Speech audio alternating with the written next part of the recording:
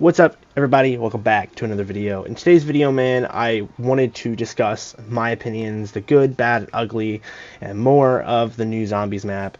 And the thing with this map that I think a lot of people that's happening around the community as well is that there's one side of the argument that's saying this map is completely trash and that there's nothing positive about this map. And kind of yesterday, I was kind of on that side of the fence a lot yesterday when the map dropped. And then there's the other side of the fence that is overly positive, saying this is the best map ever made. This is like top 5 ever best maps ever, and I just don't agree with that either. And so I kind of want to take this video and the time in this video to kind of talk about that and see. Let's kind of break down what the issues are and what the issues aren't of the map. And I think that way we can give an honest view, because right now Treyarch needs the honesty. Treyarch needs to stop having people suck their weenie and really be honest, because Treyarch makes some of the most frustrating games I think there is on the market for Call of Duty. So let's get into it. First off, one big thing about the map, it looks amazing. They as always, Call of Duty always nails it out the park when it comes to visuals. Call of Duty, in my opinion, is one of the greatest visual indications for games that you will get every year. No matter what year it is, when Call of Duty releases a game, it just looks phenomenal. And that kind of goes for the same for this map. It looks great. Now, we're kind of going to go into the good things first, get the few good things on the map out, and then we'll go into the negatives. So some of the good things I will say is not only the visuals of the map, but the Wonder Weapons look insane. I love the art style they went with the Wonder Weapons this time around. My personal two favorites are probably the Void and the Light Bow, or not the Void's bow, I'm sorry, the Lightning Bow and the Light Bow. Our swords are probably my two favorite of the 4 swords. By the way, if I mention bows in this video, just ignore me. I'm meaning swords. I keep saying bows because I'm an idiot, so just ignore that.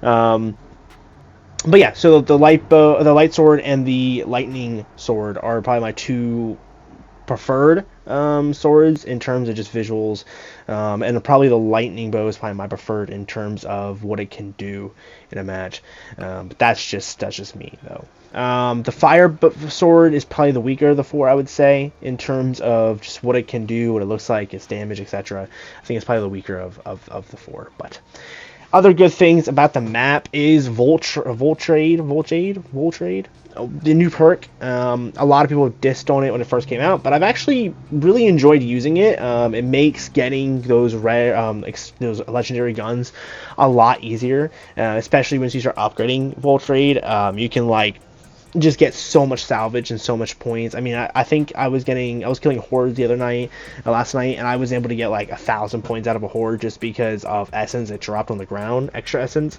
So I think that it's going to have some very good benefits going forward.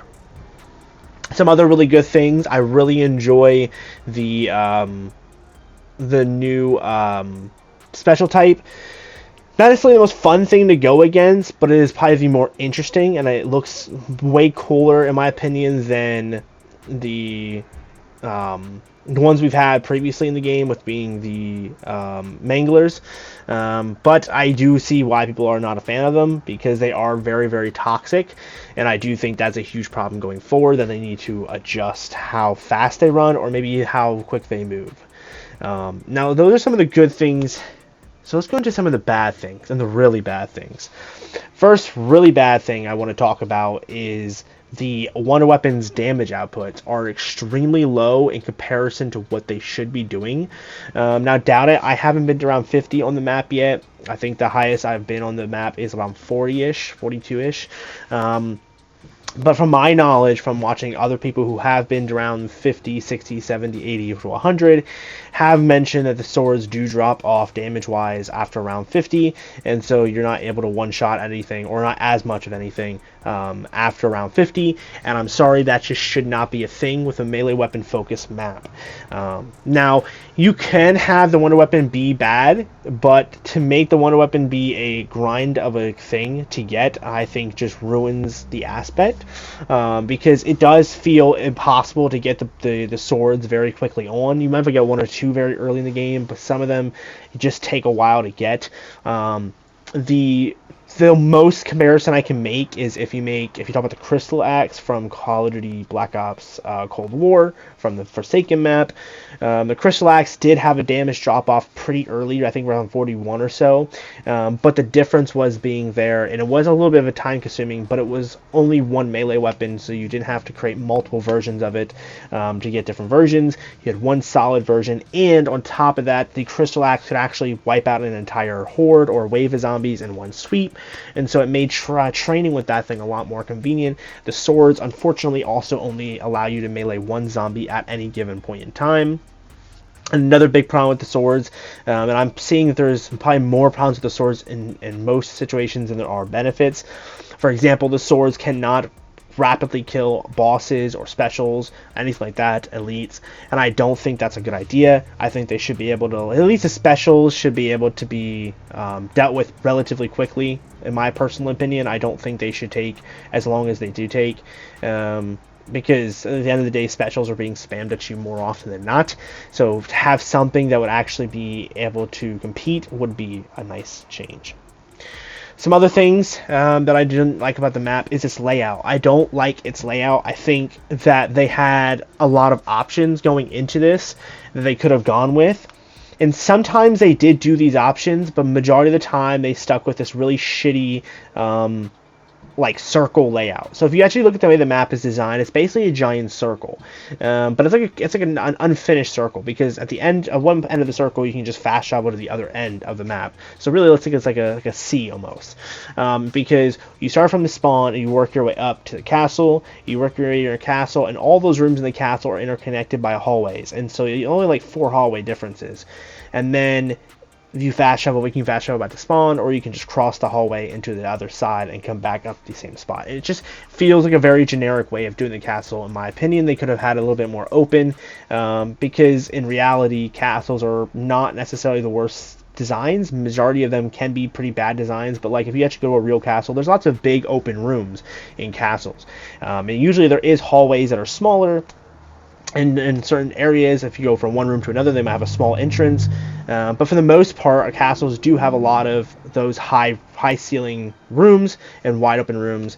There's actually castles where the kings and queens would actually sleep behind a makeshift like cardboard wall almost, and they would sleep in the same room they would eat in their dining room. And there's tons of castles like this out in the world. You just have to do some research in castle design, and that's a real thing, that they didn't have their own. Kings and queens might not even have their own bedrooms at a lot of castles. So I just don't like how they made so many small rooms, and they just filled the small rooms with such luggage and such debris that it just makes it nearly impossible to have a fun gameplay experience. I found myself getting hit randomly from behind because I would get trapped on a piece of cardboard that was on the ground for no reason, and more situations like that I can count.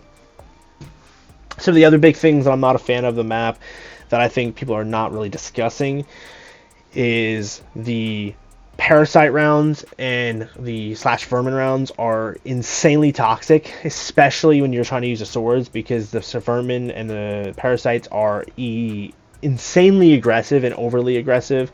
And another thing that I did take notice to that I really don't like is the fact that, and this has been a problem in the game, not since just this map, since all the maps since the game launched, this has been a problem where the vermin can still hit you even when you're meleeing them. So having them on a map where they can literally hit you while you're meleeing, and have that map have a melee wonder weapon, and not have a way that that the vermin like struggle to hit you, or that the weapon doesn't hit faster, that you don't get hit by the vermin, I think it's just a stupid design.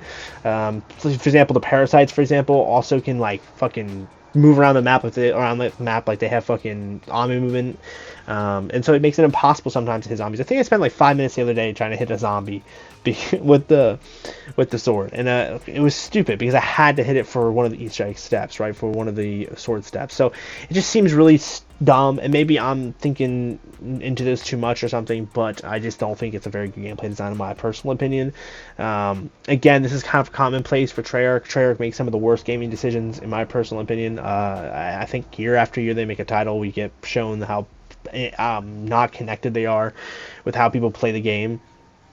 Again, they have an Omni movement, but feel like they added Omni movement to this game, but feel like the maps are never designed for the Omni movement, other than Liberty. Liberty is the only map that feels like it's genuinely designed for the Omni movement. Terminus is okay, and this map just does not feel like it's designed for Omni movement. This map feels like it was designed for Black Ops 3 or 4 or 2, but not Black Ops 6, in my personal opinion. Again, these are all my views, and everyone can have their own views, so take that with a grain of salt as you will. But those are some of the biggest things that I think are wrong. Some of the cool things I do think are interesting about the map is I do like the magical side of the thing. I like the magical traps, the magical ritual abilities you can get. The one ability, the lightning ability, seems to insta-kill any elites on the map that you look at when you call it in. So that's very, very nice for those high rounder guys. I can just spam those and kill the elites. Now, how well and how high of a round you can go with that, I do not know. But that's just my view. But that's just my opinions on the new map. Overall, I would give it like a 6 out of 10. I definitely don't think it's the best map ever, but I don't think it's as terrible as I thought it was yesterday. I do think I don't have the initiative to play solo as much on this map. I don't feel the want to play solo on this map as much. I also have been having issues finding a decent squad. I just got out of a squad. I was doing the Easter egg, but they were toxic. So I'm trying to find a decent team that actually knows what they're doing, that's not a bunch of a-holes. But, otherwise, it's not a terrible map. Again, I do think if you're someone who plays solo and you're not a fan of this map, you're not going to want to play very much because of a lot of the situations that you find yourself in. Another thing they did add, not specifically this map, so my map review is over, so if anyone wants to click off, you guys can. Thank you guys for watching. But I want to mention here at the end, why did Treyarch decide to give us 3 Gobblegums off rip is beyond me. I mean, I get why they wanted to do that, or they did it because of the whole players that don't use Gobblegums side of the thing, but I just don't understand from a logical standpoint. It kind of ruins the whole point of the Gobblegum system. I think the Gobblegum system they had was actually really good, but this kind of ruined it. I can't tell how many times I was forced to restart a match or waste Gobblegums because the Gobblegums they gave me, because I didn't know at the time that they were auto-selected, is annoying because you wouldn't notice until you went into a match that it was done, and I think that's because it's dumb overall. But yeah, that's my opinion on that. I think they should revert it back to the other old school option, or again, as I would say for a lot of other things in this game, or in COD in general, is allow the person to have the option to turn that on or off if they want. I think having options is not necessarily a bad thing. It just needs to be done correctly. But with that being said, thank you guys so much for watching, and I will see you guys in the next video.